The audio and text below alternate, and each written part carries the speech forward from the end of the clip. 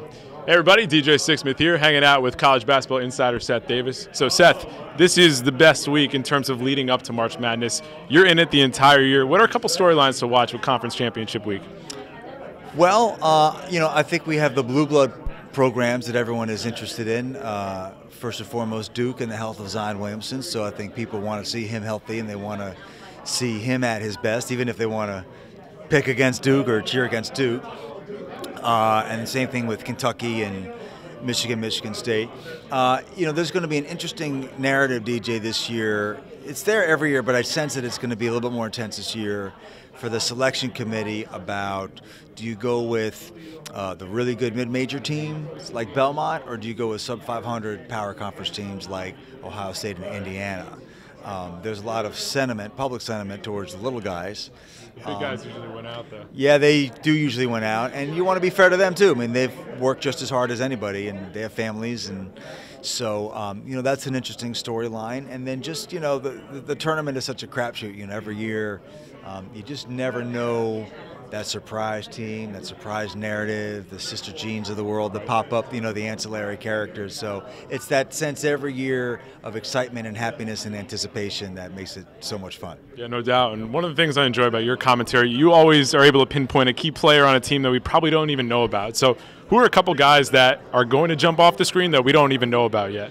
Well, Wofford is the first one that comes to mind, and they have a player named Fletcher McGee, who is a dynamic offensive player. Buffalo has been a team that's been ranked all season long. They have a couple of really good players, a guard named C.J. Massenberg, who's a real high scorer. And then, even though Gonzaga is right now the #1 team in the country, it's still a team that people don't watch a lot of after January. We see them in November and December, and they beat Duke in the Maui Invitational, but then they kind of disappear for a lot of people. But for someone like me, I watch them all the time. And they have a new player named Brandon Clark, who transferred in from San Jose University, and has just had a tremendous. They're getting good and healthy at the right time. So you did the deep dive on John Wooden a couple years back, and when you think about the best coaches in college basketball now, who are a couple guys that jump out to you? Well, it's been a great year for National Coach of the Year candidates. I think the two guys who come to mind, who maybe not come to mind when people ask that question, just based in terms of what they did this season. First of all, Kelvin Sampson at Houston. They've only lost 2 games all year. They won their league.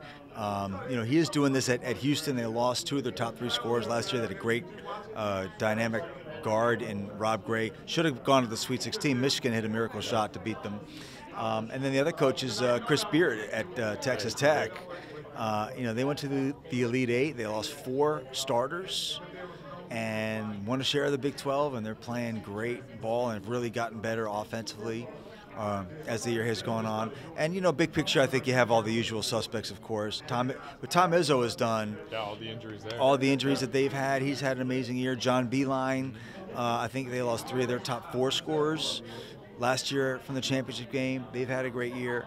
And, a guy who I think still is underappreciated is Tony Bennett at Virginia. If you look at Virginia's history and recent history, for them to be able to win at the level that they've been winning is incredible. And to me, it would be it's almost the only way this story could end is if Virginia wins the championship after what happened to them last year. I'd love to see that happen. And it could happen. They're that good. That would be amazing. Seth, thank you so much. All right, DJ. Get that Sharpie ready. You got it.